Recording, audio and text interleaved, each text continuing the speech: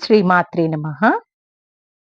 దేవుడు అన్ని చోట్ల అంతటా ఉన్నప్పుడు మరి ప్రత్యేకించి దేవాలయాలకు వెళ్ళడం అవసరమా? దేవుడు మనలోనే ఉన్నప్పుడు మరి గుడికి ఎందుకు వెళ్ళడం? అనే ఈ ప్రశ్న నేటి తరం వారందరికీ కలుగుతూ ఉంటుంది. ఆలయాలను దర్శించుకోవడం వెనుక ఎన్నో శాస్త్రీయ ప్రయోజనాలున్నాయి.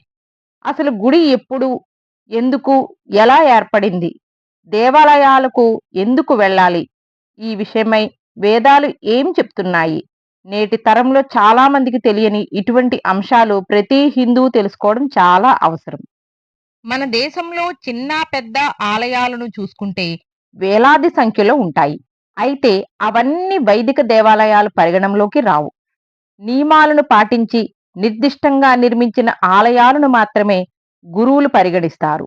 అలాంటివే అత్యంత ప్రసిద్ధి చెందాయి. ఇతర దేవాలయాలు కూడా పవిత్ర ప్రదేశాలే కానీ కొన్ని ఆలయాలు మరింత పునీతమై స్థల మహత్యాన్ని సంతరించుకున్నాయి. భూమిలో మహత్తరమైన ఆకర్షణ శక్తి తరంగాలు ఎక్కడ ప్రసరిస్తూ ఉంటాయో అక్కడ ఆలయాలు నిర్మిస్తారు. ఇంకా అర్థమయ్యేటట్లు చెప్పాలంటే ఉత్తర దక్షిణం ధృవాల మధ్య ఎలా ఆకర్షణ శక్తి ఉంటుందో అలా భూమిలో పాజిటివ్ ఎనర్జీ పాస్ అయ్యే చోట ప్రసిద్ధ దేవాలయాలు ఉన్నాయి. అందుకే అలాంటి గుళ్ళల్లో అడుగు పెట్టగానే తనువు మనస్సు ప్రశాంతతను పొందుతాయి. దేవాలయ గర్భగృహంలో ఉత్కృష్టమైన ఆకర్షణ తరంగాలు కేంద్రీకృతమైన చోట మూల విరాట్టును నిలిపిన ప్రదేశంలో వేద మంత్రాలతో రాసిన రాగి రేకును నిక్షిప్తం చేసి ఉంచుతారు. రాగి లోహానికి భూమిలో ఉండే శక్తి తరంగాలను గ్రహించే తత్వం ఉంటుంది. ఆ విధంగా రాగి గ్రహించిన ఆకర్షణను ఆ పరిసర ప్రాంతాలకు విడుదల చేస్తుంది. అందువల్ల రోజూ గుడికి వెళ్లి మూల విరాట్టు ఉన్న గర్భగుడి చుట్టూ ప్రదక్షిణ చేసే అలవాటున్న వారికి ఆ తరంగాలు సోకి అవి శరీరంలోకి ప్రవహిస్తాయి. ఎప్పుడో ఒకసారి ఆలయానికి వెళ్లే వారిలో ఆ శక్తి సోకినా గమనించతగ్గ తేడా ఉండదు.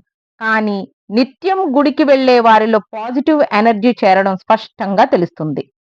గర్భగుడి మూడు వైపులా పూర్తిగా మూసి ఉండి ఒకవైపు మాత్రమే తెరిచి ఉంటుంది. అందువల్ల గర్భాలయంలో ముఖద్వారం దగ్గర పాజిటివ్ ఎనర్జీ మరీ అధికంగా ఉంటుంది. గర్భగుడిలో వెలిగించే దీపం ఉత్పత్తి చేసే శక్తి కూడా చెప్పుకోదగ్గదే. ఆలయంలో గంటలు మోగిస్తారు, వేదమంత్రాలు పఠిస్తారు, భక్తి గీతాలు ఆలపిస్తారు. ఈ మధుర ధ్వనులు కూడా అలౌకిక శక్తిని సమకూరుస్తాయి. గుడిలో దేవుడికి సమర్పించే పుష్పాలు, కర్పూర హారతి, అగరవత్తులు, గంధం, పసుపు, కుంకుమల నుంచి వచ్చే పరిమళాలు శరీరంలో రసాయన చర్య జరపడం వల్ల శక్తి విడుదలవుతుంది. మూల విరాట్టును ప్రతిష్ఠించిన ప్రదేశం నుండి విడుదలయ్యే మహత్తర శక్తి తరంగాలకు గుడి గంటలు, మంత్రఘోష, పూల పరిమళాలు నుండి వచ్చే అపురూపమైన సుగంధం, తీర్థ ప్రసాదాలలో ఉండే ఔషధ గుణాలు అన్నీ కలిసి ఎనలేని మేలు జరుగుతుంది. గుడిలో దేవుడికి కొబ్బరికాయ, అరటిపళ్ళు నైవేద్యంగా పెడతారు. ఆ కొబ్బరిని, అరటిపళ్లను భక్తులకు ప్రసాదంగా ఇస్తారు. వీటిని సేవించడం వల్ల శరీరానికి అవసరమైన అనేక ఔషధాలు అందుతాయి. తీర్థంలో పచ్చకర్పూరం, యాలుకలు, సాంబ్రాణి తైలము, తులసి పత్రాలు, లవంగాలు మొదలైనవి కలుపుతారు. ఈ పదార్థాలన్నీ ఔషధ గుణాలు కలిగినవి. అలా గుడికి వెళ్లిన వారు సేవించే తీర్థం ఎంతో మేలు చేస్తుంది. రక్తాన్ని శుద్ధి చేస్తుంది, ఆయురారోగ్యాలను ఇస్తుంది, ఉల్లాసంగా ఉత్సాహంగా ఉండేందుకు తోడ్పడుతుంది. చాలా మంది పాటించటం లేదు గాని పూర్వం ఆలయానికి వెళ్ళేటప్పుడు పురుషులు చొక్కా లేకుండా వెళ్ళేవారు. దాంతో ఆలయ ప్రాంగణంలో ఉండే శక్తి తరంగాలు వేగంగా పురుషుల శరీరంలోకి ప్రవేశిస్తాయి. స్త్రీలు నిండుగా దుస్తులు వేసుకొని అవసరమైన చూపులు తమపై పడకుండా జాగ్రత్త పడడం మన సాంప్రదాయం గనుక అందుకు బదులుగా నగలు ధరించి వెళ్ళేవారు. లోహానికి శక్తి తరంగాలను త్వరితంగా గ్రహించే శక్తి ఉంటుంది.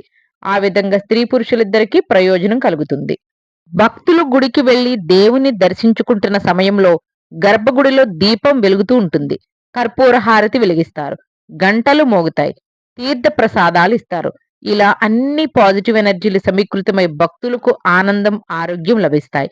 మనలో దివ్యశక్తి ప్రవేశించి తేజస్సు కలుగుతుంది. కనుక ఆలయానికి వెళ్ళడం కాలక్షేపం కోసం కాదు, ఎన్నో శక్తి తరంగాలు ప్రవేశిస్తాయని శాస్త్రాలు నిరూపిస్తున్నాయి. హిందూ ధర్మాలలో ప్రతి ఆచారం వెనుక ఒక ఖచ్చితమైన ఉపయోగం ఉంటుంది. అది కూడా మానవునికి ఆరోగ్యపరంగా, ఆధ్యాత్మికంగా ఉపయోగపడేదే అయి ఉంటుంది. ధర్మాచరణ, పూజ అనేవి ఈశ్వరుడిని చేరే దారిలో తెలుమెట్లు వంటివి. వెనుకటి కాలంలో ఎక్కువ శాతం కుటుంబాలలో ఉన్న వ్యక్తులు అందరూ సూర్యోదయం కంటే నిద్ర లేచి ఇల్లును శుభ్రపరిచి శుచిగా స్నానం చేసి ఇంట్లో దేవుని పూజించుకుని కుటుంబ సభ్యులందరూ తప్పక దగ్గరలో ఉన్న ప్రధాన దేవాలయానికి వెళ్ళి అక్కడ దర్శనం చేసుకుని తీర్థ ప్రసాదాలు తీసుకుని ఇంటికి వచ్చి అప్పుడు టీ కాఫీ మొదలగునవి త్రాగేవారు. ప్రస్తుత కాలంలో దైవానికి దేహానికి సమయం ఇవ్వలేనంత బద్ధకమో లేక ఇతర బిజీలో పడిపోతున్నారో ఆలయాలకు దూరం అయిపోతే మనిషికి మనసుకి మంచిది కాదు. పరిసరాల్లో జరిగే ప్రతి సంఘటన వెనుక ఒక శాస్త్రీయ కారణం ఉంటుంది. మందిరాన్ని కూడా శాస్త్రీయ పద్ధతి ప్రకారం నిర్మిస్తారు. గర్భగుడిలో ఉండే విగ్రహం ఆలయ గోపురానికి సరిగ్గా కేంద్ర బిందు వద్ద ఏర్పాటు చేస్తారు. ఇక్కడ ధ్వని సూత్రాన్ని అనుసరిస్తారు. దీన్ని దృష్టిలో ఉంచుకొని ఈ విధంగా ఏర్పాటు చేస్తారు. కాబట్టి దేవాలయంలో మంత్రాలు ఉచ్చరించిన ప్రతిసారి ఆ మంత్రాల స్వరాలు ఇతర శబ్దాలు ఆలయంలో ప్రతిధ్వనిస్తూనే ఉంటాయి. ఫలితంగా భక్తులు అక్కడ సానుకూల శక్తిని పొందుతారు. అందుకే మనం దేవాలయాలకు వెళ్ళినప్పుడు ఎంతో ప్రశాంతంగా ఆహ్లాదభరితంగా ఉంటుంది. ఇందుకు కారణం అక్కడ ఉండే సానుకూల శక్తి. జీవితంలో ఏదైనా సమస్యలు ఎదురైతే మనల్ని ఆదుకునేవారు ఉన్నారనే భరోసా కలుగుతుంది. గుడికి వెళ్ళగానే ఆ ప్రాంగణంలో ఉన్నంతసేపు మనసు ఎంతో తేలికగా ప్రశాంతంగా ఉంటుంది. రోజు ఆలయ సందర్శన మనకు క్రమశిక్షణ స్వీయ నిగ్రహాన్ని నేర్పుతుంది. ఓం శ్రీ మాత్రే నమః. జై శ్రీమన్నారాయణ.